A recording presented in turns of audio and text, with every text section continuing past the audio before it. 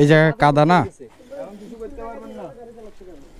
না আস্তে আস্তে কাদের উপরে চলে গেছে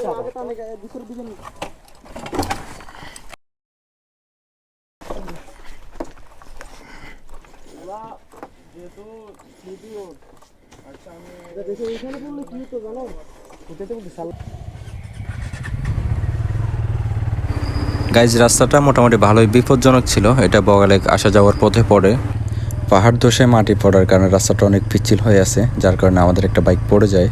ভাগ্য ভালো ছিল যে নিচে পড়ে নেই, কারণ নিচে পড়লে অনেক প্যারা খাইতে হইতো এখন। আর রিসেন্টলি আমরা পথে পথে অনেক প্যারা খাইছি, সো ভাগ্য ভালো ছিল এখানে। একটা চাকা মোটামুটি রাস্তার বাইরে চলে গেছিলো, বড় কোনো বিপদ হয়নি। বাট ডাউন হিলে সেম বাইকটায় নামার সময় একটা পাহাড়ি মরক উড়ে এসে অ্যাক্সিডেন্টে আহত হয়। অবস্থা খারাপ থাকায় আমাদের গাইড ধরে জবাই করে দেয়। তার সাথে আমরা নিজেরা ওই পাড়ার নাম মরক মারা পাড়া দিয়ে চলে আসছি। আর পাহাড়িকে আমরা 500 টাকা দিতে চাইলে উনি টাকা না নিয়ে মরক নিয়ে চলে যায়। যাই হোক গাইজ, বড় কোনো বিপদ ছাড়া আমরা বগালের থেকে সেফলি এক্সিট নিচ্ছি। তো সবাই ভালো থাকবেন, সুস্থ থাকবেন, আল্লাহ হাফেজ।